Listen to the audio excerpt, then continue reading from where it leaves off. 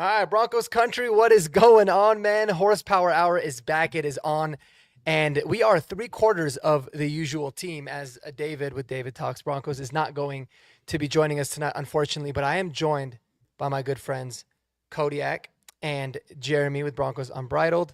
Fellas, how are you guys feeling today that the Broncos are the 2025 AFC West champions? Kodiak, I'll start off with you, bro. Man, when the only problems throughout your team's year is how they're winning games as opposed to how many games they're winning, you're doing something really, really right.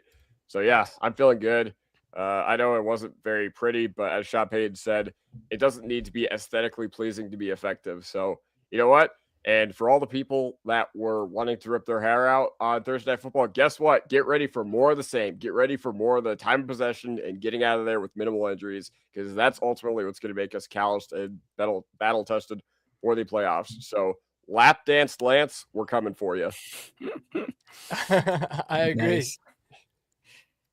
Man, so when we were doing our predictions episode, we were kind of hoping it was going to come down to that Christmas night game in Kansas City where we take back the reign of the AFC West for the first time in a decade.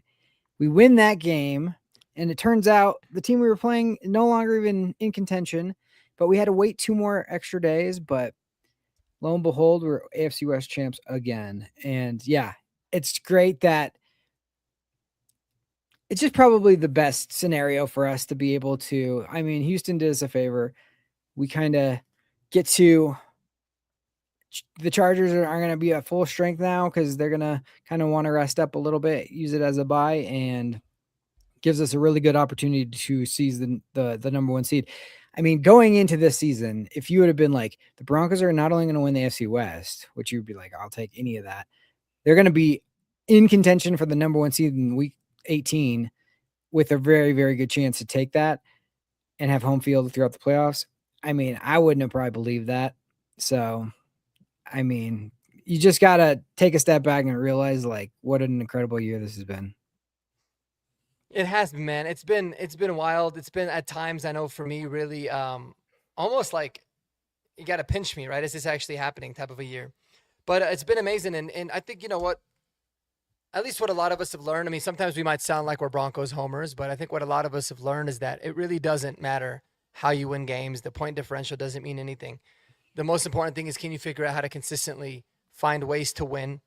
And I think the Broncos have done a really good job of doing that. And a part of me does wish that this game was strength on strength, like their full starters against ours. But what Sean Payton said today, and what I think this team will do, is treat this game as if it's a playoff game, similar to Week 18 of last year. So I expect for them to have really good effort because they obviously understand what's on the line. So it's been amazing, man. It's been amazing, but it's only the first goal of 3 main ones.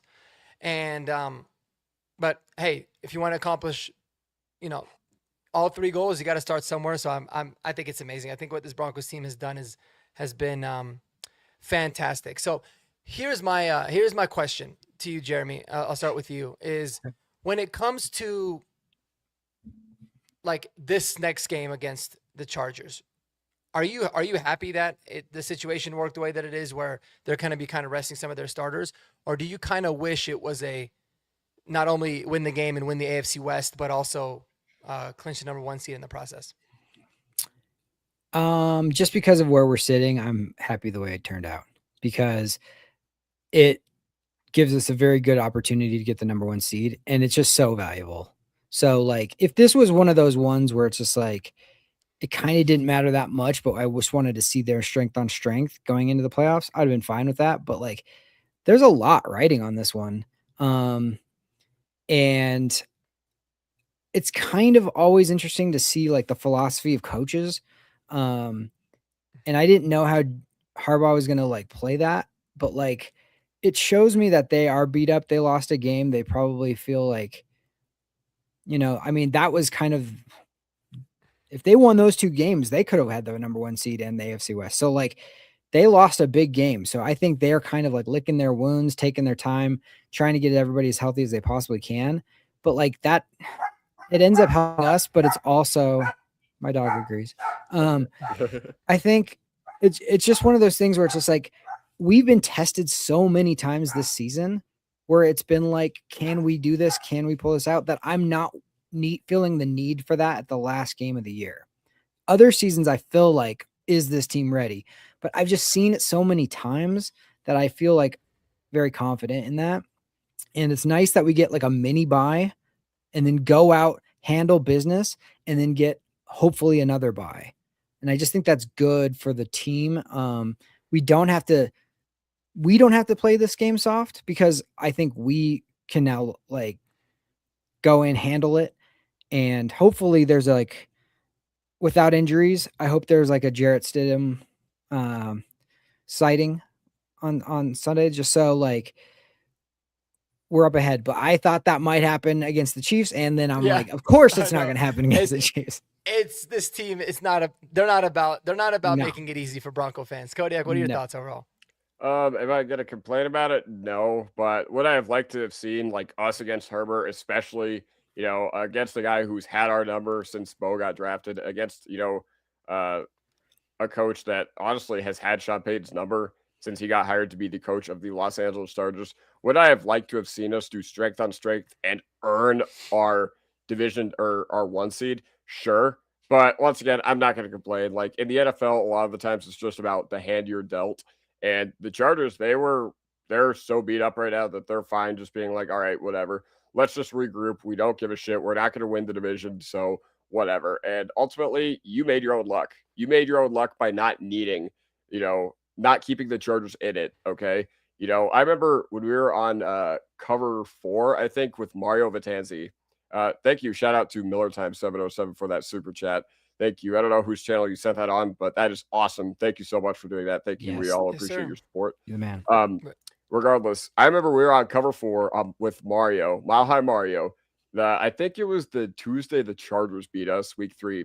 And Mark said that week 18, it's okay because we were going to take back the division. We were going to take back the 1 seed, and everything will all work out. And everything has worked out, And once again, we made our own fortunes with all those fourth quarter comebacks. I know that it's been rough waters. I know a lot of the times that this fan base wants to rip their hair out. I know that a lot of the times during the games we want to jump off a cliff because of how painful things are looking for our team. But at the end of the day, you're 13-3, and I could have never have imagined this team being 13-3 heading into week 18. Okay. Yeah. I thought we still were down a lot of picks from the Russ trade. I thought we were still down too much cap space. But you know what? That doesn't matter. Sean Payton has this team calloused. He has them battle tested. And you know what? We already got our playoff experience last year in Buffalo. So it's all about these building blocks that have led to this moment, not only against the Chargers, but going forward in the AFC playoffs. Very, very well said, man. I think you make a good point. We did earn it. We earned it by winning those 13 games to be in a situation now where we can win and be the top seed. I think it's amazing.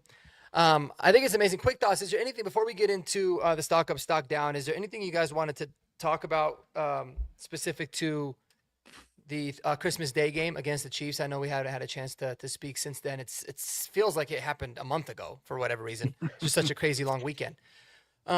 But I'll kind of open it up to you and get your thoughts on that. Yeah, Jeremy, you want to start? Or I mean, to me, it was like it was just like the more thing I said to Mark when we did like the post was just like, of course they're never going to make it easy. Of course, everybody think it's going to be easier than it is. It's like people are fumbling the football, picking them up, and then throwing for first downs on you. You're like, all right, I guess whatever. You have 57 yards of offense and it's tied. How? I don't know. But like, it's just one of those things. So that game was a weird one. And like I told Mark, a lot of people had a nice glazed ham for Christmas and everybody else got a glazed Travis Kelce game. Cause my goodness, they act like this guy like went to the moon and back. And it's just like, he had a good career, man. Good job. And that's all and hopefully that's that. It's interesting. I just real quick about that, watching that Elway doc that I recommended for you guys to watch. And I know you guys have watched it since. Yeah. It just goes to show you like how amazing, like walking off, like back-to-back Super Bowl champion, Super Bowl MVP is your last game you've ever played football. It's just, I know Travis Kelce was like I want to come back because we lost in the Super Bowl and I don't want to go out that way. And now he's going out as a 6-win team, like where no one cares. And it's just kind of sad. Well, people, I mean, obviously like the media cares, but like, it just is like shows that more how amazing the Elway thing was. It really was. And it's not an easy thing to do. And it's sad. It's kind of sad to see like you go out on the way he did, but not for Broncos fans at all. No, not at all. I think talking about the game specifically, I think, what it taught me was that there's a lot of things that we just have to swallow and accept with Sean Payton being our coach. Like, obviously, he has done the most remarkable turnaround in professional sports. Jeremy actually disagrees with me and thinks that his Saints turnaround was even more impressive, which, I mean, we'll talk about that at a later date. But, I still think, up against unprecedented circumstances, lack of draft picks, lack of capital, the fact that we're where we are now, 3 years after getting our doors blown off and getting roasted by Patrick Starr on Christmas Day, that's pretty remarkable. That being said, there are some things that we just have to accept with Sean Payton being our coach. And I guess one of them is these Thursday night games are going to look ugly. Okay. And you know what? When you have a third string quarterback, I guess you did get a little fortunate that Oludekon was back there for the Kansas City Chiefs. But ultimately, this is how I want the Broncos to play football. Would I like them to finish their drives in the red zone? Sure. Would I like them to turn the football over? No, absolutely not. But I said after the Raiders game that I think, that proved to me that this team has what it takes. The second Raiders game we had where we just kept possession and kept, time possession. That's how ideally I want the Broncos to play football. Now, you do have to do more things. Like you can't throw picks. You got to finish your drives in the red zone. You got to not make it easy for a third string quarterback who is literally a no name that is getting his first NFL start to not escape the pocket. So like whatever. But at the end of the day, it's okay. Like once again, it's when the problem is how you're winning as opposed to how many games you've won, you're doing something completely right. And a lot of people last year, a lot of people this year are just like, well, the Chiefs didn't, or look what the Broncos were doing this year compared to what the Chiefs were doing last year. And my response is, listen, the Chiefs were given so many games by the referees last year. We don't have ref ball on our side. Okay. We have the complete opposite. A lot of the times it feels like we're fighting an uphill battle. So definitely. Yeah, ultimately, I feel like our year is actually more impressive than theirs was last year, with all of our fourth quarter comebacks and winning by the skin of our teeth. And say what you want about the quality of opponents or whatever, but at the end of the day, this team is making sure that they are calloused for the postseason. So yeah, those are overall my thoughts. Like, would I have liked it to be a little more stress free? Absolutely. Like, I think the fact that they got Oludekon in our territory with 45 seconds to go was just completely like that's not what championship teams do. But hey, whatever. Well, it's short week, whatever. We'll regroup and we'll just look forward to the Chargers right now. And if I could piggyback, can I piggyback on that real quick? Yeah, for sure. First of all, it was just sweet justice to have Chris Jones being the person jumping off sides to give us the opportunity to score a touchdown. It was like, oh my gosh, the guy who's like so annoyed about all these penalties is the guy that created the one and only penalty. Surprise, surprise. And then the other thing that I wanted to say about what you were just saying about how people compared us to the Chiefs and then they end up going to the Super Bowl, but then getting blown out. But yeah, that's one team that won close games that got blown out. The other team in the Super Bowl also won close games and then blew someone out. So why do we only look at the negative and not why can't we be the Eagles and not the Chiefs? I hate that. And I hate the fact that everyone's like, oh, like national media. They're like, the Broncos are in they're cruising for a bruising. They're coming up to a rude awakening. It's like, yeah, so are 31 other teams in the NFL. That's why Super Bowls are freaking hard to win, dude. One wins a year. That's it. So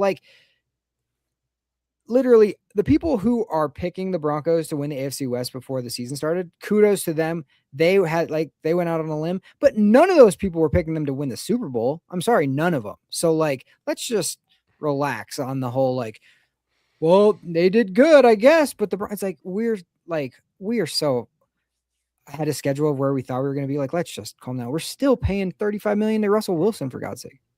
So yeah, that annoys me. Yeah, it was a really weird game, man. It was a strange game because I mean we dominated in really every facet, aside from a very unlucky pick, a great play by Nick Bolton. Dude, we had 40 minutes time of possession. We held them to 139 yards. We had 303. Like, I just felt like we dominated them, but it was just weird that the score was not really showing that, and I think that's where it got a little bit frustrating. But really, when you look at the game, like on a macro level, I feel like we were in total control, and that brings me to this really good point by Miller Time here, because I think we think this every single year. And he says it's wishful thinking, but do you think Sean's holding out for some better plays in the playoffs? I think he's been vanilla on purpose, especially the last game. I mean, it's a short week. It's an opponent you should absolutely crush. You treat it like a preseason game. That's kind of, what they did. And this game against the Chargers might look very similar. But I don't know if he's necessarily holding out. I don't know if teams do that because they want to practice. But I think that they showed a lot of what this offense is going to look like in like the month-long stretch, before leading up to really the Packers game, where they went under center a lot more, where they really, committed to running more, or at least doing plays that were like extensions of the run, but getting Bo under center, do some play action, getting him more comfortable. I think that's going to be a lot more of what it is that we see. But the big thing is being able to finish on the drives. I mean, the red zone on both sides of the ball, how our defense does in the red zone and how our offense does, has really dictated most of the way games have gone all year. And I think it's going to be no different in the playoffs. So we will see. All right. You guys want to do some stock up, stock down? Well, real quick on that, I just wanted to say, like, I do think Sean Payton is like kind of keeping some stuff. I think these last couple of games, let's just get in, let's control the clock. I mean, he's by design trying to get these long drawn out drives, make the game way shorter, get out without a lot of plays, and just handling it that way. So I do think that's purposeful. And also on the play calling, I think he has certain things he really, really likes that he is kind of, I don't know, not saving because he probably has run them before, but like he knows like, we're going to save this again. I think tempo is a big part of that. I know when he's yelling at the media to be like, shut up about tempo, it's because he's like, I got you. I'm watching Especially it too. at I home. understand. Especially at home, man. Yeah. No doubt. So like, I think there's a lot of things. That doesn't mean it's media. Just because he's holding them doesn't mean it's going to work, but it does mean I think he does have his eye on some certain stuff for sure. And it kind of depends on the matchup and all that kind of stuff. But like, I do think there's a little bit of that for sure. Well said. I completely agree. So any other thoughts, Kodiak, on that? You want to piggyback on that at all before we? Yeah, I'm with Jeremy. Like, I know that Tim Jenkins, who's a way smarter football mind than I pretty much will ever be, he said that the Broncos' game plan against the Chiefs was the most like vanilla thing, like almost like a preseason game plan, like a day one training camp install, where they just did not throw in any like specialized concepts in. They were just like, all right, we're just gonna run like the most basic plays, run the most basic playbook, and I thought Bo did a fantastic job. I know a lot of people on my timeline, and I have friends that are up in New England, were just like, "Oh my God, he had such a horrible game." I'm just like, dude, did you not understand our game plan? Do you not understand what we were trying to do? Did you not understand that we were just trying to control the clock? And yeah, it shouldn't have been that close at the end, but I put that primarily on the special teams. I put that on a couple guys on offense for not being able to finish in the red zone. But yeah, that's what I have to say about that. Yep, totally. I thought he played really well.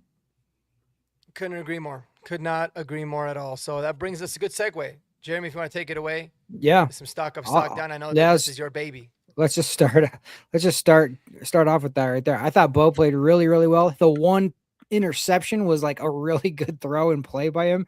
It just was like a little bit more amazing of a job by the Chiefs defense, and like him getting even a hand on that was like pretty incredible, and it just bouncing or like flying right to I forget who picked it off, but like literally it could only have gone right there. Nick Bolton. Bolton that picked it. Okay. Yeah.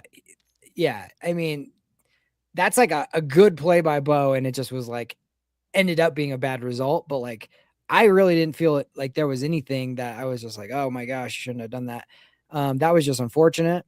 And that just is one of those things where it's like, for whatever reason, this season, I felt the same way in 2015. And I'm not saying it's going to end that way, but like, there's a reason all this is happening every week. There seems to be like a moment or a time when it's like, okay, this game is going to come down to like who makes plays in the clutch. It's going to come down to the end. And on that last drive that we ended up getting the go ahead touchdown, there was like 3rd and 10s and like 2nd and 15s and stuff that people like kind of forget because we scored. But like, those are big moments. If you don't convert that, like you're punting and then they have an opportunity to pull off some stupid thing with one play. So for whatever reason, this season, every single game, it feels like there's been more and more tests that we have to pass. And when there is a season like that and you're passing them, I feel like it's adding up for some reason.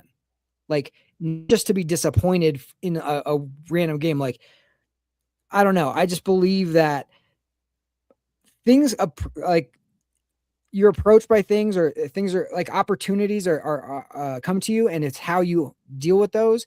And then you get more and then you get more. And I feel like this team has accepted those opportunities and like passed those tests. So. Yep. Well said. Kodiak, who do you have on stock up, stock down? Man, you guys talked about it in your post-game show the day after, but I was sitting on my grandparents' living room, absolutely bored out of my mind watching you guys. And I was like, oh, I want to contribute. And, you guys talked about Alex Forsyth. Man, oh, man, talk about redemption, okay? Talking about the disaster that happened last year in Arrowhead. And really, we haven't seen him on the field since that point. Or I know he had played on field goal block. I know he played a couple snaps here and there on special teams. But, talk about him. I thought he played fantastic. It's clear that the locker room really respects him. It's clear that the locker room has his back. Like, even after the thing happened last year, Bo was like, listen, man, anybody blaming him for what happened, he was really sticking up for it. But then McGlinchey comes out and says, yeah, like he works harder than almost anybody on this team. So I was really, really happy with Forsyth. Like, I know that there's been a lot of anti-Wattenberg propaganda this year, especially early on. Like, I think in the back half of the year, he's been great or whatever. But, there are a lot of people that were excited to see Forsyth. And like, I wasn't one of them. I was never one of those like, hey, let's bench Wattenberg or whatever. But at the end of the day, Forsyth came in and he looked fantastic. And you know what? I guess I did comment this on your guys' stream as well. MVP, one of the team unsung MVPs this year, Zach Strief, man. You plug Palcho in, you barely lose anything at left guard. You plug Forsyth in, you barely lose anything at center. Now, the real test will become playoff time. Let's see how Forsyth does with the challenge. Let's see how Palczewski does with the challenge if they're still rotating him in or out or whatever. But at the end of the day, stock up Alex Forsyth. Great one. Yep. That's a good pull, man. I think, yeah, Forsyth was awesome. My stock up is definitely got to be RJ Harvey, man. Yes, there's been some things that we've been critical on him about, his average yards per run, and is he a traditional running back? And I think that there's a lot of room for growth. But, dude, all this guy has done is make plays. He's got 12 touchdowns on the season. 12 as a rookie. You can make the argument, I made a video about it, you can make the argument that he should be up for Offensive Rookie of the Year. He won't win it because running backs have to have like an unbelievable year to win that award. But, dude, talk about someone that wasn't even the starter for, a majority of the season. And he's come in, bunch of pressure, bunch of different things on his shoulders, learning multiple positions. And all he's done, in my opinion, I feel like is make plays. And I'm looking forward to see how RJ Harvey's gonna continue growing and what he can contribute for us in the playoffs, because he's massive, man. He's absolutely massive. Jeremy, you got anybody else? Stock up, yeah. Stock down you want to go with? Yeah, let's go another stock up. Let's go Jonah Ellis. I just thought he played. I mean, you kind of forgot like all that he can bring, and then you saw some of that. Like there was one, I think, where they ran at him, he shed his block and then made the tackle on the guy that was coming his way. And it was just like, oh shoot, that was like next level. And he is relentless. That's what I liked about him coming out of college from Utah. And I was just like, oh yeah, this is a really, really good guy to have on the football field. It's interesting to see how the pass rush is kind of toned down a little bit in these last few weeks. Sean Payton made a comment about that being kind of by design, as far as like it's more important to keep them in the pocket than letting them escape because we're like overdoing or whatever. But man, having your backup pass rusher be Jonah Ellis right now is just like, man, this guy could wreck a game. Like he's like right there. So seeing that again, I was just like, man, thank goodness he's back, and we really need him going in the playoffs. Absolutely. I love me some Jonah Ellis. His brother's been balling tonight too, man. He's a good player. They're all good, man. Yeah. Kodiak? Yeah, so if you do me a favor and highlight the most recent comment from Vic Chin 8655, I don't know what it is, but it seems like our offense just does not work without Lil Jordan Humphrey. I can't understand it. I don't understand it. He's a role guy. When Lil Jordan Humphrey left last year, I was like, thank goodness. I was tired of watching him get so many snaps on the field when he's not really that much of a factor in the receiving game. I was so tired of watching him drop balls right into the defender's hands. I was so tired of him turning the football over on the first drive of the game. And he did that for like a month straight last year. But at the end of the day, like, I don't know what it is, man. But ever since we signed him, and his first game was the Chiefs game, the first Chiefs game, and that was really when our offense really flipped the switch like that overnight. So I'm willing to put that on Lil Jordan Humphrey because Trent Sherfield sucked. Like, before we cut him, I was literally thinking that Trent Sherfield had the worst year of anybody on this team, like with no exaggeration. But yeah, I thought Lil Jordan Humphrey, he made that really, really clutch play on 3rd and 10 where he was just wide open in the middle of the field. Nobody even close to him. And overall, I just think that, he's one of the unsung heroes of this team too, because, we believe in second chances here in Broncos country. Think about Garrett Bowles, think about Vance Joseph. Well, I guess I'm very happy to admit that I was wrong about Lil Jordan Humphrey. So once again, can't explain it. I have no idea why it is the way that it is. But once again, with these Sean Payton things, you're just going to have to accept that you're going to have a bunch of skill dudes who do the very unsexy things. And Lil Jordan Humphrey is the ultimate engine that makes this offense go. Can't explain it, but hey, whatever. Sports are weird. And he might be the best like yak receiver we have, honestly. He has that ability. And there was that play that you're talking about on the 3rd and 10 where he caught it. I mean, he was like an ankle tackle away from maybe breaking that to the house because he was like super pissed off that he got tackled there. He just doesn't get the ball enough. But I just remember that one play he made when Stidham came in and Stidham hit him on that like slant. And then he took like a 50-yarder to the house and he broke like 4 tackles. It's like, we don't have that guy typically. Too, right? Yeah. So like, if you can give him some space, like he can cook, man. It's just like, it was always the 2 steps forward, 1 step back with him. And this year so far, knock on wood, like he's been really good and I'm glad to have him back. Yeah, that play you're talking about, Stidham, that is the most effort I saw Judy show his entire time here. Judy was like running and blocking dudes downfield. I'm just like, where in the world has this been? All 4 years that we had him. That's right. I remember that was a big, man. I remember watching Michael Burton go down and lay a block too, hustling his ass off. And I thought, okay, I understand why Sean likes that guy now. Yeah. Because that was all effort, all heart there as well. But no, that's a good pull. I think my stock up, one more for me is PJ Locke, man. Talk about a really nice bounce back. I mean, he was horrible against the Jags. Horrible. He looked late. He looked like he was missing plays, missing tackles, couldn't cover anybody. Really, really was definitely worried about him, but he was flying around against the Chiefs, man. I think he really wanted to go out there, play better. Thought he looked a lot better, and we're going to need him. We're going to need him because he's going to play at least the next 2 games, and we know one of those will be a playoff game for sure. So shout out to PJ Locke. It was nice to see him bounce back a little bit, and someone that I'll always root for, especially, hearing his story in the offseason with the broken, I think it was a broken neck or was it a broken back? Either way, it was terrible. I don't know. Oh, I think it was neck. Yeah. Yeah, it was his neck, I think. Yeah. And, to be able to see what he's gone through, Broncos stuck with him. Hopefully he can go out there and continue to make plays, man. We need him to be as good as we possibly can with some of the injuries that we got on the defense. So, Jeremy, any stock downs or any additional stock ups? Sure. Yeah. I can throw the kitchen sink here. Like I got 2 little stock ups and 2 stock downs.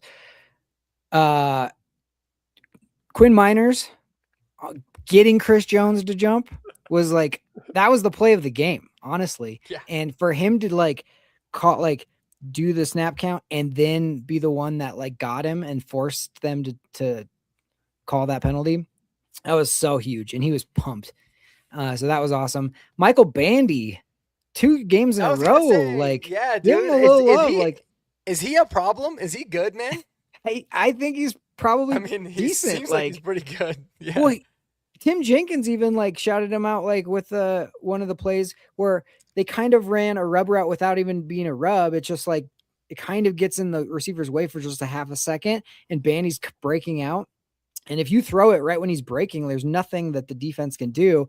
But like to trust a practice squad guy to be like, you have to run this exact route, this exact time, and be ready to catch it. And he did on that third. It was like a third down where he just caught it. And I was like, man, Michael Bandy, I like seeing him.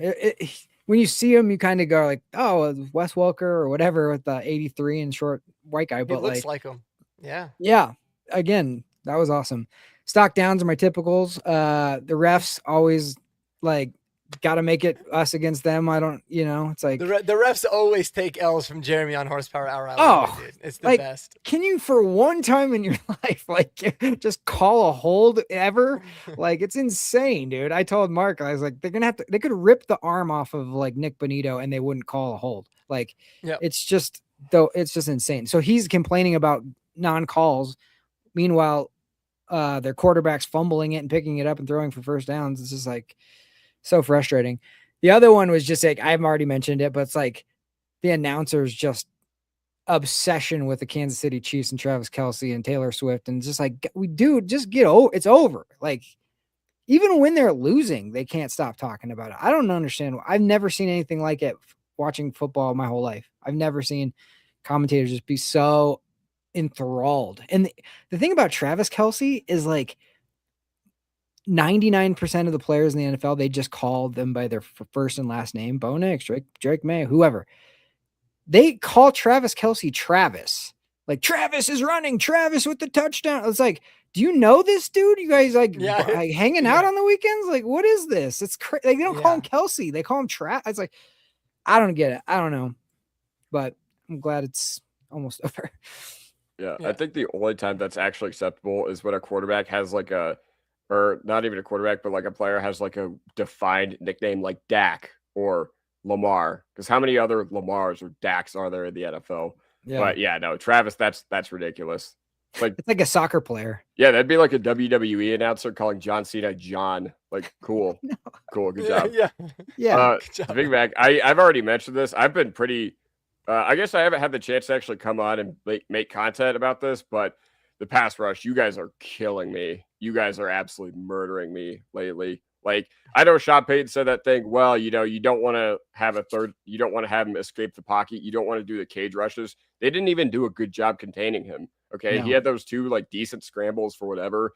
And once again, I'm not like, I know everybody's making it about Nick Bonito because we just paid him and he was off to a really hot start early in the year. And that's completely fine. And that's completely valid. I think some of it's on Zach Allen too.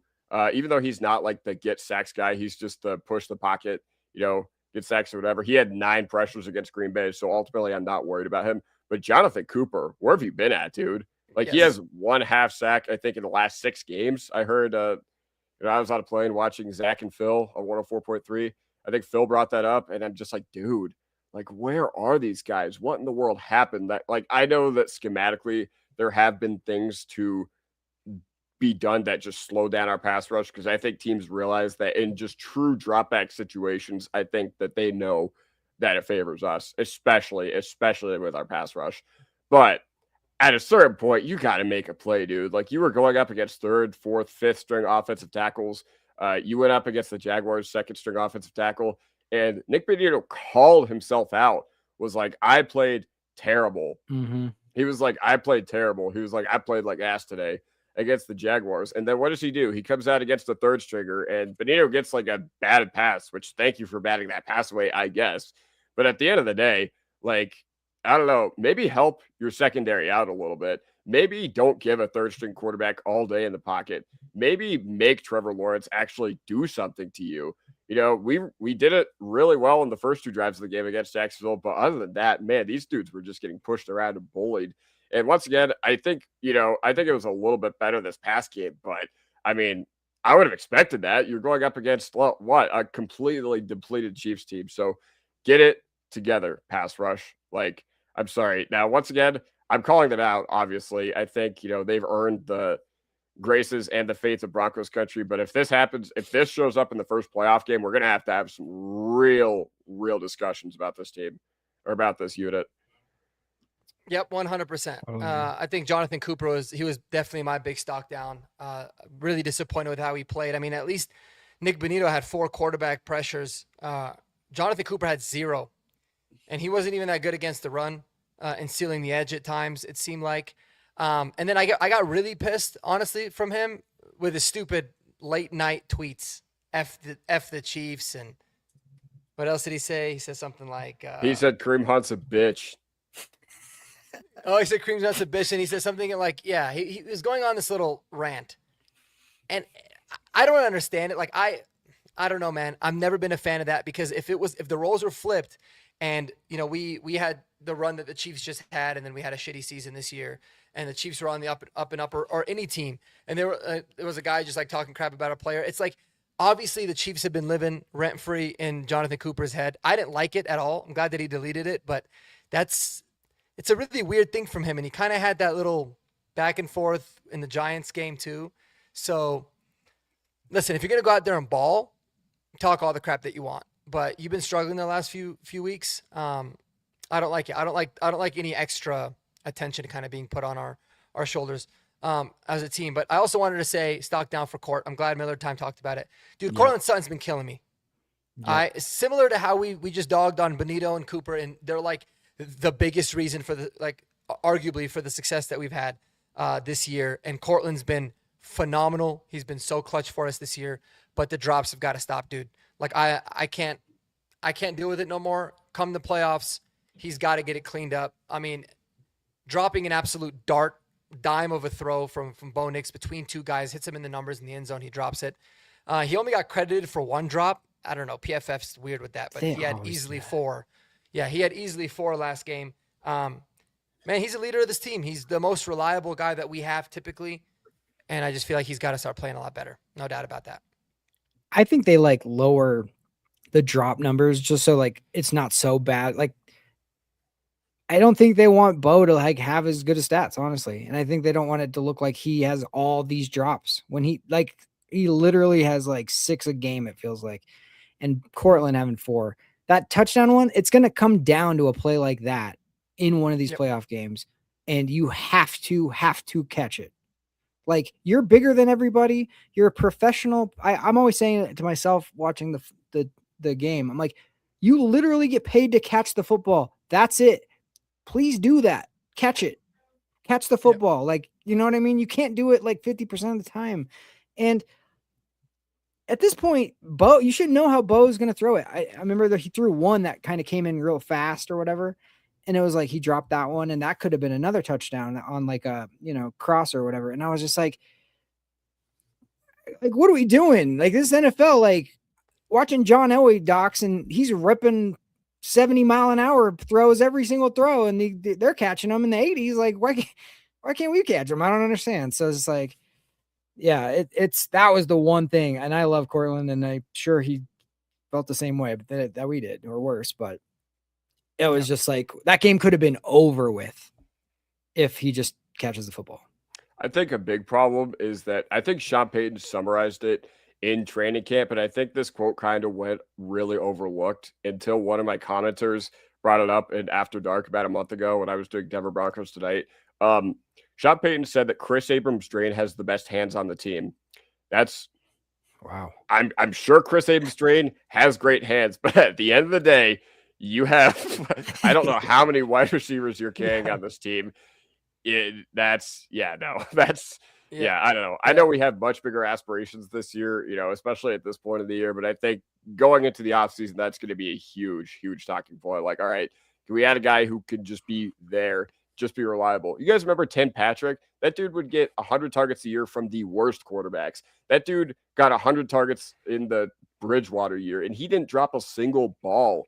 But yeah, no, at the end of the day, like Cortland Sutton, you just got to come up bigger, because imagine what this game would have been like had Sutton held on to at least one of those footballs. It would have been way less stressful.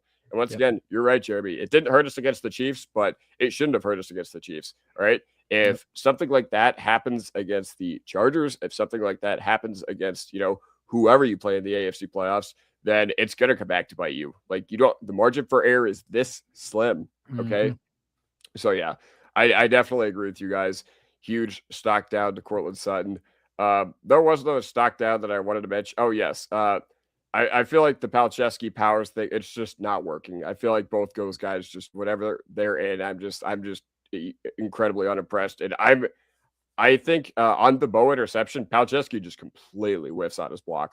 Like he's blocking air. And this never happened all season. I feel like the rotating guys in and out, it is just, it is, just commit to one and just go from there. Because at the end of the day, like, Palcho has played some phenomenal football this year. You guys can see my jersey I got in the back.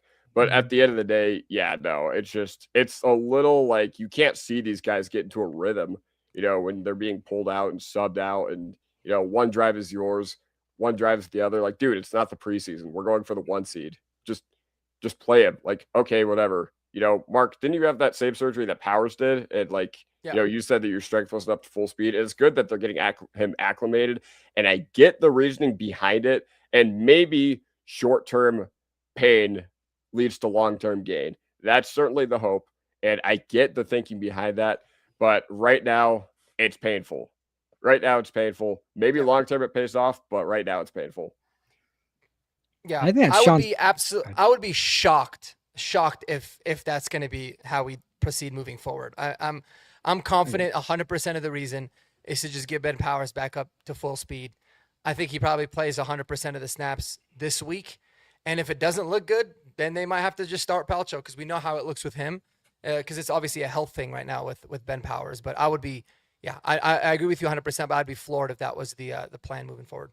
Sorry, go ahead, Jeremy. I was just going to say, like, I honestly think that's Sean Payton's whole philosophy is like short-term pain for long-term gain. Like the way he like even brought Bo in day one, he's like, I'm going to give him too much to chew. And then he's just going to get acclimated to that. And then there's certain quarterbacks, they're like, this is their strength set and this is their skill set. And then we're just going to play their strengths all the time. And they don't really ever advance to that. Then once the defenses kind of learn that, then they're kind of like, uh-oh, what are we going to do now? Where Bo is like sink or swim, and eventually you're going to get slightly better and better and better and better. And then now it's like you're comfortable with a lot of things. I think he does that purposefully, and we built that cushion that we could kind of do that a little bit. But I totally agree. There's no way I see them rotating people playoff time. It just can't. Yeah. Doesn't make any sense. Got one more small one and one more big one. Okay. I guess small stock up, Martinez. He's just unbelievable. Another small stock down. Stud. Lucas Kroll. Like, we haven't had him for I don't know how many months, and we haven't missed a beat. So like, it's like, what does he even do? If he's on this 53 next year, I'm going to be really, really upset. If he makes this roster week one, I told you guys I was going to flip out. I love it with like guys that have been on IR that I completely forgot about just catch strays, bro. That's the best. Absolutely caught a stray. Same thing as like saying like, stock. Well, I guess you can't really say the same with. Well, you could say the same with Drew Sanders. I mean, our inside linebackers haven't been like phenomenal or anything, but it's a pretty interesting conversation actually. Maybe we will talk a little bit Drew Sanders if we have some time, because I'm fascinated by the convo. And even though I think I've kind of like given up on him, you never know. But yeah, Martin H is a good one too. Were those the two, or was there one more? No, that was one too. Those are the two. I'm just pulling up some Martin H numbers. Yeah. Oh, he had a goal. He had a goal tonight. Yeah. Love it. Yeah, he's a beast, man. The abs are stupid. The abs are ridiculous. Oh wait, I have one more real quick one. Go for it. Yeah. I thought, and I said it to you the other day, but DJ Jones, I thought really played really well. Oh, yeah. He's one of those underrated guys. You don't see, he doesn't get the sacks, he doesn't get the pressures, but man, like stopping the run, if you didn't have him, we'd be a much different defense. So Yeah. he was doing a lot. I thought also Jaleel ran hard for his size. I thought, he gave us a little juice. So yeah, there's a few different little guys in there, but DJ Jones, he needed to be commented. Oh, and Pat Surtain getting another PI that led directly to points was like, what's happening here? Like this, I'm not used to this. I know that's unrealistic expectations to be like, go the whole season without getting a PI, but like, I just haven't seen it. Like it's been like 2 out of the last 3 weeks that he's gotten. It's been way too consistent. Yeah. It's just like, I just feel like he didn't need to do that. He didn't know where the football was, and he just kind of panicked, I think. Yeah. A little bit. He tried to play it off too, but like, we're not going to get that call. No. So he doesn't seem 100% right. He seems like something's been bugging him injury wise. I know he's been banged up a couple times, but he's kind of looked hot and cold. But I agree. Let's get that one seed. I feel like the whole secondary has, like, in the past month or so. I know that it's been very volatile this year, but in the past month, ever since the Commanders game, I feel like they're Yep, that's what it feels like. I have a mini stock up. Maybe Okay. my last one. He's not a Bronco though, but he should have been. And gosh, I know. Audric Estime, man. Oh, okay. Audric Estime, stock up. I was happy for the guy. I didn't see what happened. He basically had 100 yards, and then at the end of the game, he had like a couple of runs that they just absolutely blew up. That went -3, and then -3 again. So he ended up finishing the game with. Let me pull it up here. Where's he at right now? I don't even know. He's with New Orleans. He got the start. Oh. Yeah, 14 carries, 94 yards, and a touchdown. He also had a catch for 4 yards. He's been playing really well the last few weeks, man, and it bothers me. It bothers me. Of course it does. I get it, man. Like, Jaleel's looked good at times and whatever, Bidet, but we don't really have a back that brings what Audric Estime brings. I really wish we could have kept him around. So just a little shout out there to Audric Estime. Hope he keeps balling. Yeah. I feel like you just need to he's one of those guys that feels like he just needs 2 or 3 games with its full workload, and then he's going to be comfortable. But like coming in for 1 or 2 carries at a time, like here and there, it's just, that's not how he needs to warm up. He needs to like lather himself. You know what I mean? And there's no like consistent, it's like the Powers and Paczewski thing. Like they need constant reps and then they'll settle in, but you can't just go, oh, you get 3 tries. And if it's not there, then you sit for 2 quarters or something. It's like, no, that's just not how he is. So that's a bummer, but good for him. Yeah, he was balling. That is for sure. I thought you were going to say your boy Monungai again, but like that's a broken record. No, yeah, it's a broken record. We've talked about that a lot. He looks awesome. We talked about a lot of I'm not surprised by it at all, man. He's just a good player. Yep. And unfortunate that he's not here, but hey, he's looking good for the Bears. All right, you want to get into hold your horses and giddy up? Yeah, sure. All right, so let me pull it up. What's gonna go? Alex kind of answered it. I'll give you guys all the questions so you both can answer each one because there's only 3 of us.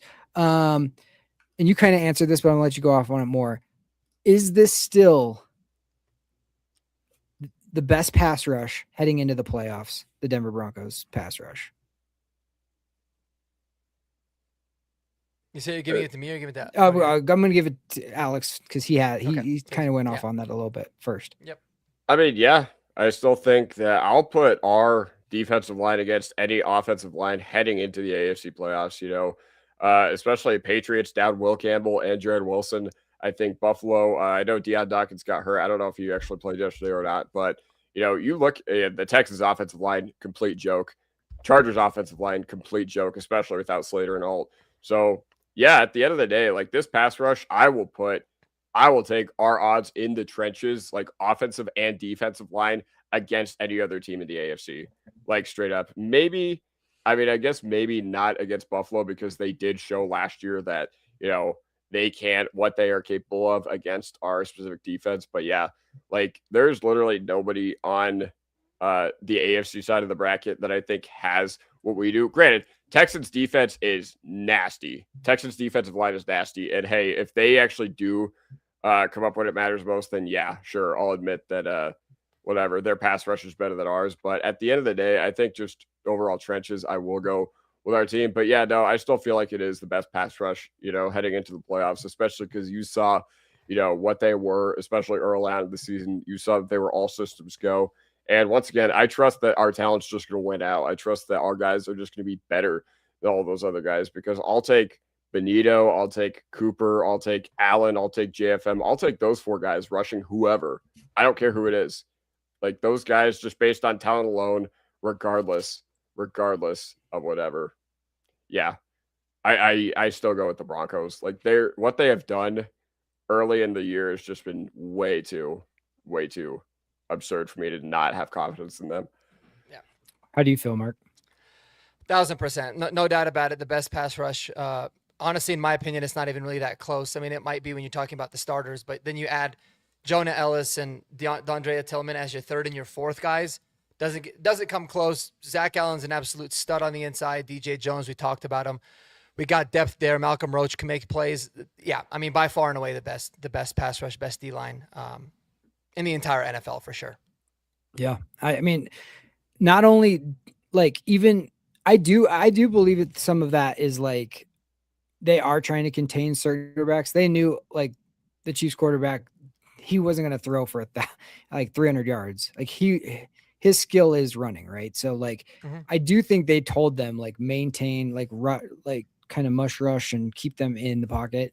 And it didn't happen all the time. The one time they did fly around, he took off immediately. So I do feel like it's kind of by design, but I think they're really itching to like turn it up come playoff time too. And when you couple, that's why the first seed is so important. You couple it with altitude, possible weather, the Denver crowd, and then the pass rush. Like that's why no one would want to come here. And that's why like 2015 was so dominant. Ask Tom Brady like how that day went for them, because it was just Von Miller, DeMarcus Ware, just Derek Wolfe, all those guys just living in the backfield, getting jumps because they couldn't, the snap counts had to be like, they had to go off of like actually seeing the ball snapped and not going off of a snap count. So yeah, it's huge. I think I totally agree. Well, and one last thing too, like the big thing about the defense, the reason the defense has taken a step back the last few weeks, because teams now are obviously trying to get the ball out of their hands as fast as they can. Yep. So Washington did. Teams started to do it. It forces our secondary to tackle. They've been missing some tackles. They shore that up, and they begin to tackle well and not give too much, and then teams have to kind of adjust away from those quick throws. The pass rush is really going to get unleashed. So that's going to be the big key. If we can figure out a way to stop those quick passes more consistently, we're going to be good. Yeah. And what's the weirdest thing about this season, and I do not have complaints about how this season has gone, but like the one kind of odd thing is even with a really good pass rush that we've had, it hasn't resulted in a lot of turnovers, which is typically not the case. When you're getting that much pressure, usually, especially younger quarterbacks or like mid-tier quarterbacks, they're kind of like throwing stuff up for grabs more, and they just really haven't done that. And I don't know if it's because they know like it's PS2 out there and some other really, they have really good defensive back as well. But like, it's just weird that this team had this good of a defense and hasn't resulted in a bunch of turnovers. So I'm welcoming those anytime. Like that can still happen. And all that matters is they start happening in the playoffs, because the Russell Wilson year we had with Sean Payton, the only reason we were competing for this, like the playoffs near the end of that season, was because we had that streak of like 5 or 6 games where we were turning it over like 4 or 5 times. And everyone's like, oh, this is not sustainable. Well, hey, if we had 3 playoff games and they're all that way, then we're going to be world champions. So like you only need 3. So exactly right. So with the home field advantage and the crowd and everything, I know that they're making an emphasis on that, because that's the easiest way to win games is get turnovers. So, okay. Second question here. Alex also talked about this person, so I'm going to go to Mark on this one. First, Alex Forsyth showed in one game that we shouldn't be concerned about the center position. No, I would say hold your horses for sure on that one. I thought he played great. I was happy it was against Chris Jones and like a decent defensive line.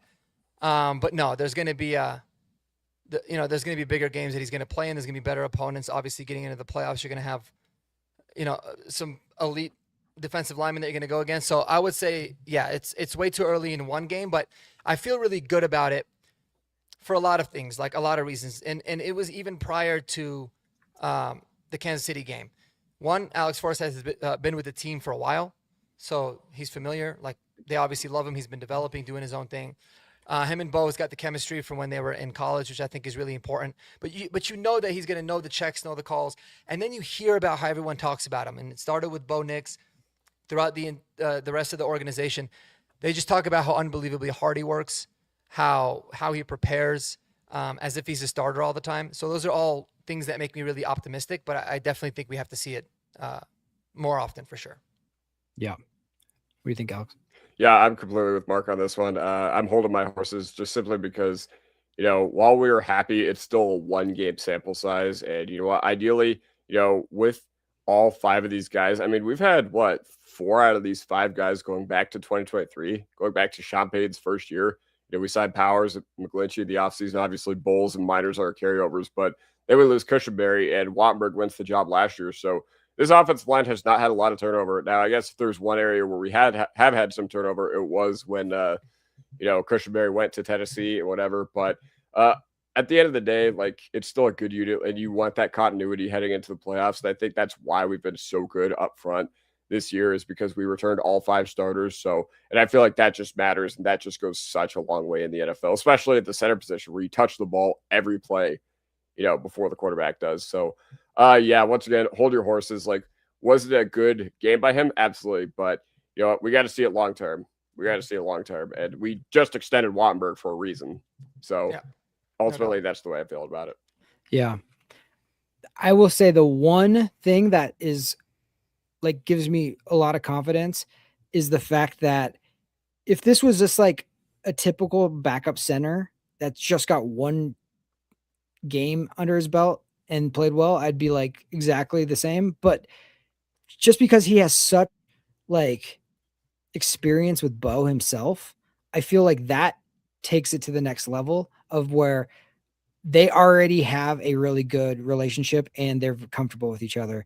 And if you noticed, like, I don't remember exactly if it was like after a touchdown or the winning play or whatever, or the final kneel down, but like Bo and him like immediately were like hugging it out. Like, Bo obviously super respects Alex Forsythe, saying he's like, nobody prepares harder in the league, which is like, what does he do so much that his backup center is preparing that hard? I don't know what he's doing, but like, that's the one thing that gives me confidence, because backup centers, you're like, oh God, is he going to start snapping it high or low or whatever? You don't know. And it just feels like remember last season on that KC game that went south because of the block, like Bo was like first person to defend him and all that. So I don't know. I just feel like that's a good sign to have your backup center be almost like that close to your quarterback is good news. And he played 4 games. I mean, he played in 4 games for us last year too. Can't Yeah. forget that. Yeah, I mean, yeah, Wattenberg was on our end, and he was He good. played really well. Yeah, he was played really good. solid. Same time as Palczewski last year and for McGlinchey. So, yeah, I always wanted to see what he could do, like putting him up against Wattenberg. The fact that they went with Wattenberg and then they signed Wattenberg that contract, I'm like, okay, but I mean, so far so good. It's looking good. So I hope it keeps it up. All right. This one, I want you guys to rank who's most responsible for the turnaround that has led us to be AFC West champions again for the first time in a decade. I have 5 different people or groups, I guess, on one, and rank them 1 to 5. 1 being most responsible, 5 being least responsible. You got Sean Payton, George Payton, the Penners, Vance Joseph, and Bo Nix. And I started with Mark last time. Let's go with Kodiak. Okay. Automatically, number 1 is Sean Payton, in my opinion. Okay. I know that this team was in on Harbaugh. I know that this team was in on D'Amico Ryans, but at the end of the day, you cannot convince me that going from such a losing culture to building a winning one overnight, saying we're not going to be doing what we did, under the previous regimes. He came in here in February of that year, and just a month earlier in January, Sean Payton was like, we are not going to do any of that Russell Wilson BS here. So that ultimately, to me, just claims that he just affirms by stamp that he is the most responsible. Now, there is no Sean Payton without the Penners. There is no Sean Payton without the Penners. And not only do you get the benefits of, being able to pay your head coach $18 million a year, because that does matter. Some teams cheap out on that, but ultimately, the Penners, what do? We see it every year. They pay hundreds of thousands of dollars to make sure that we have a safe playing surface for games. They also, are paying so many assistant head coach salaries. How many assistant head coaches do we have on our coaching staff? Like 3. Okay. And once again, when your owner is worth $250 billion, just do whatever you want to do. And then 3, I go Bo here. Like, obviously there is no, if you don't have a quarterback, you have basically nothing in the NFL. And you know what? The fact that it flipped around like that overnight when we had the right guy, not only leading our team, but it's clear what the players think about him. Hufanga going up to the podium wearing a Bo Nix shirt after week 1 this year when against the Tennessee Titans, Bo didn't have a very good game. That just shows me what this team thinks about their quarterback. Number 4, I think, do I go Vance or George Payton here? You know what? I go Vance here. And here's why. So this defense obviously flipped the switch overnight. They went from, allowing 70 points in 2023 to generating that insane stretch of turnovers. And while it hasn't been fun the past month or so, I think everybody in Broncos country can say with confidence that this has been absolutely fantastic. Now, 5, George Payton, I don't want to short him. I don't want to discredit him. I think, I've shit on him a lot over the past year, whether it's deserved or not. And I don't apologize for how I feel about him or how I felt about him, but he is a really nice team without Sean Payton. But if you're going to lose one, I think, that's the one that you're most apt to be losing. And I think the continuity would still be completely fine. Now, obviously, still a very, very important part of this team, but we've seen what George Payton looks without Sean Payton, and that's just what I'm going off of, unfortunately. Results-based industry. Yeah. Mark, what do you think? Love it. Any changes? Yeah. Well, would you have a number 1? Sean. Oh, Sean. Yeah. So I have it flipped. I have the Penners as number 1. And the reason for me is just my logic is it always starts from the top down. I mean, Sean Payton always says the number 1 reason why he wanted to take this job was because of the ownership group, because he knew how important it was. So yes, Sean Payton, you could easily rank him number 1, and it's hard. Like, you can basically, flip the 2. But the thing about the Penner group, man, is that they've shown that they're just committed to allow for everything to be maximized. And they've really allowed for Sean to do everything that he's wanted to do, from the little things to the big things, traveling better, nutrition program, better practice facility, the best surfaces to play on, everything. They've gotten all of that as well. So I think it definitely starts from the top down. I mean, I always used to say it, and my wife was always so confused. Like, why does the ownership really matter that much in sports if, like, they don't make direct personnel decisions all the time? But it's just because of the culture. It's because of exactly what it means to be a Bronco. Like, this ownership group has single-handedly turned us from being one of the franchises that nobody wanted to play for. Not forget being terrible and all the other, like, being memes and all that. Like, no one wanted to play here because we never paid our guys, to everyone wants to come here and everybody buys in because they know that if they perform, they're going to get rewarded. So that's what it means to be a Bronco. I think it's massively huge. Number 2, I had Sean Payton. I think Kodiak's reasons were all the same reasons as mine. He's just been masterful in terms of reading the room, managing the roster, understanding, having a plan, sticking to it, having guys buy in, keeping guys as healthy as they can, putting them in the best position to succeed on the field. He's been a beast. Bo Nix, number 3 for me as well. As you said, you don't have a quarterback, you don't have anything. He's single-handedly brought belief to the team, to the city, and he's just been awesome. He's been getting better and better, which is great.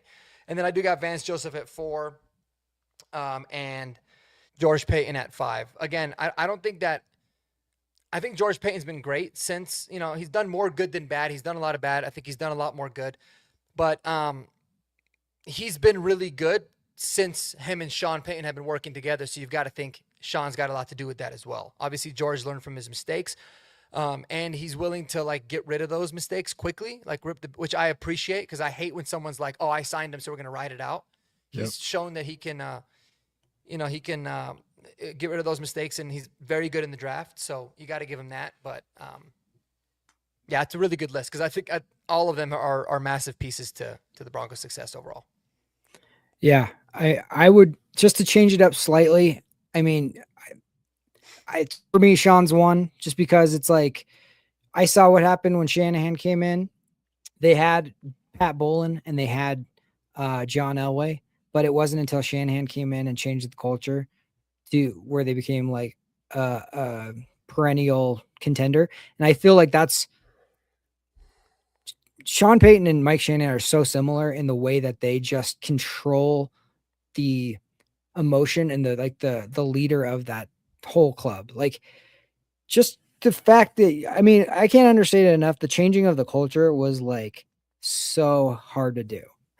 And like, there was a lot of losing and a lot of like, I mean, you heard the players, and for him to be like, I know we just paid this guy 80 some million, we're getting rid of him and shipping out certain people. Justin Simmons is like, no offense to him, but like, that's not a popular move at the time. And people are like, why are you doing this? Like, Von Miller saying he wants to come back. No, thanks. Like, just like, he has a way to do things and he's going to do it that way. And it works. And he has everybody bought in. And he handpicked my number 2, which is Bo Nix, just because, again, like, you can look at like a team like the Bengals where Joe Burrow can like lift a bad franchise with bad owners to like Super Bowl contention.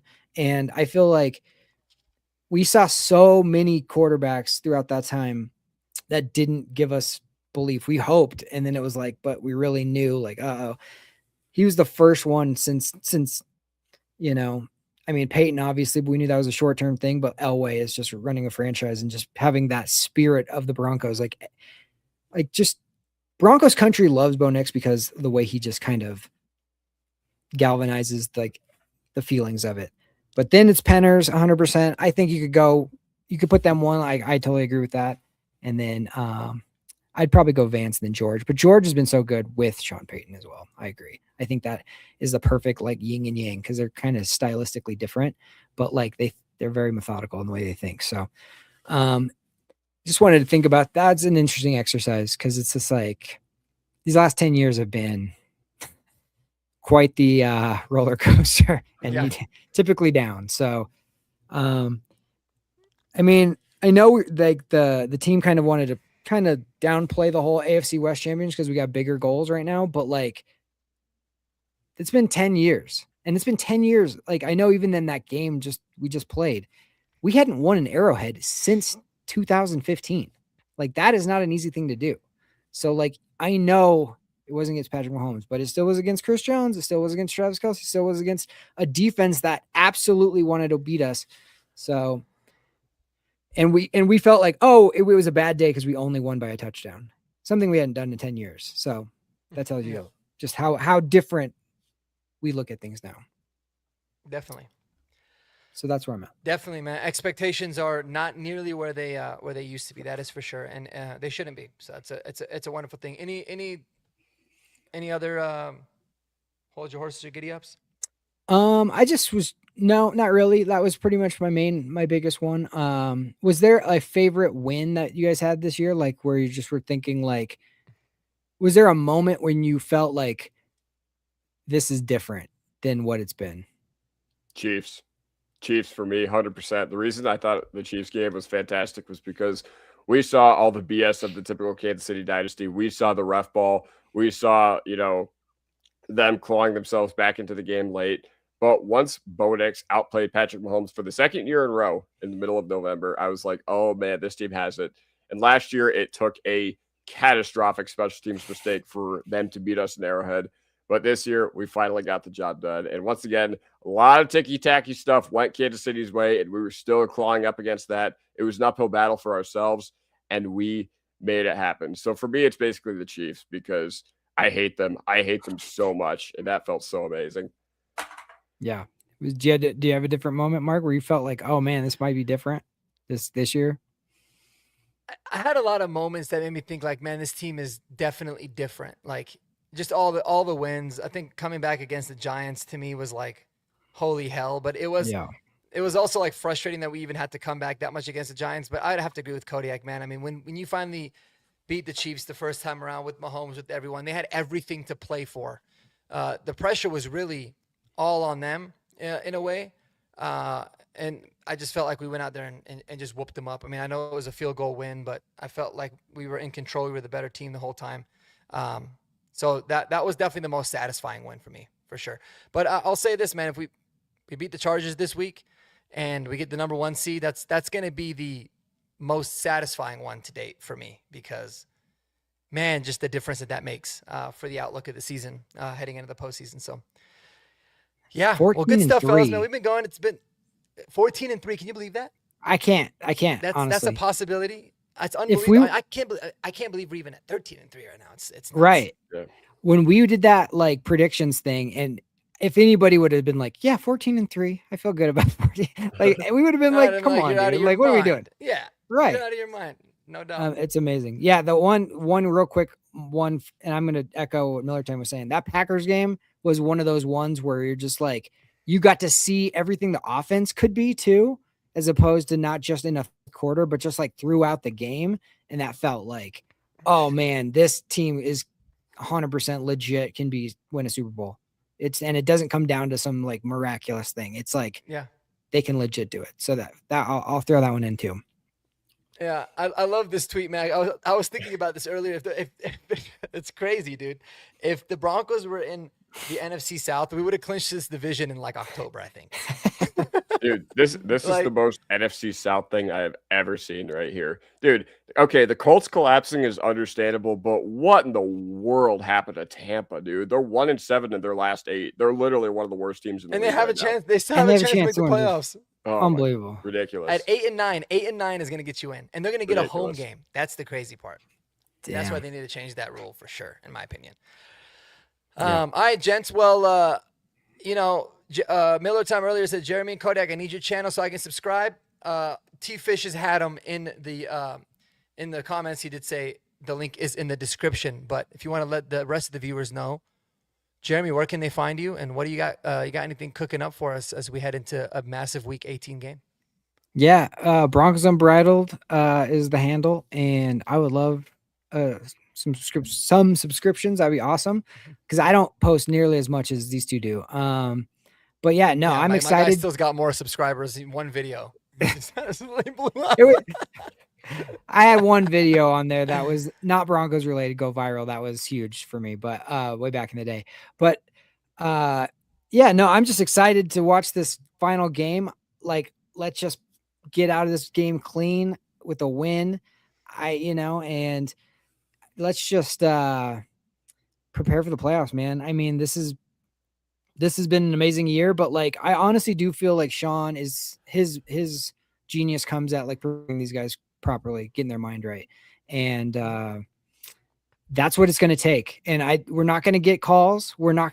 That's why like home field is the one thing they can't take away from us if we have it, right? If we earn that, like they can't up and move it to another town at halftime. It's like, and the refs are going to be less likely to call. I'm not going to say they won't, because they will, but like less likely when the whole 70-some thousand is getting on their ass about it. So like, let's just handle our business.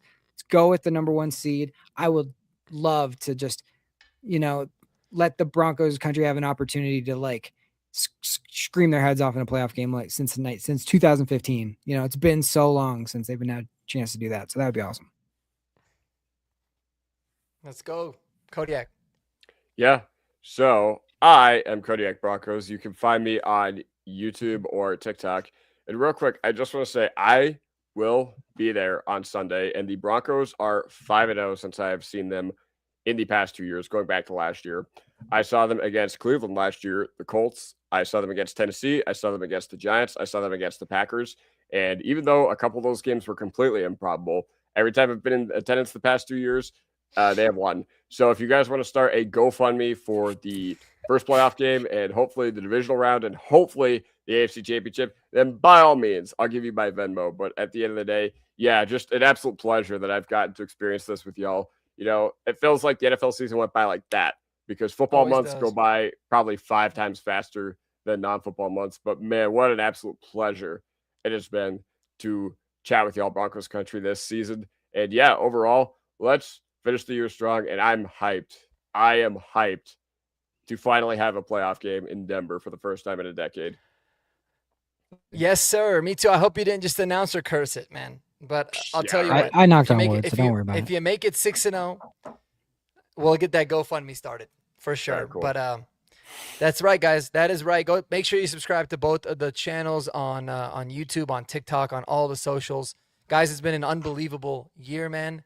And we're not even done yet, baby. We're not even done. But by far and away, of all the highlights that this season has given, the highlight truly for me is doing Horsepower Hour with you guys every single Monday. It's been something that I always look forward to.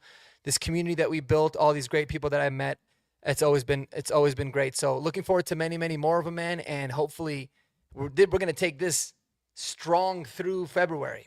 That Let's is go. the goal this season. But appreciate y'all, man. Everybody in the chat, you guys have been dope. Have a wonderful rest of your evening and a very, very happy New Year. Man, go Broncos, baby. Go Broncos, Peace baby. out.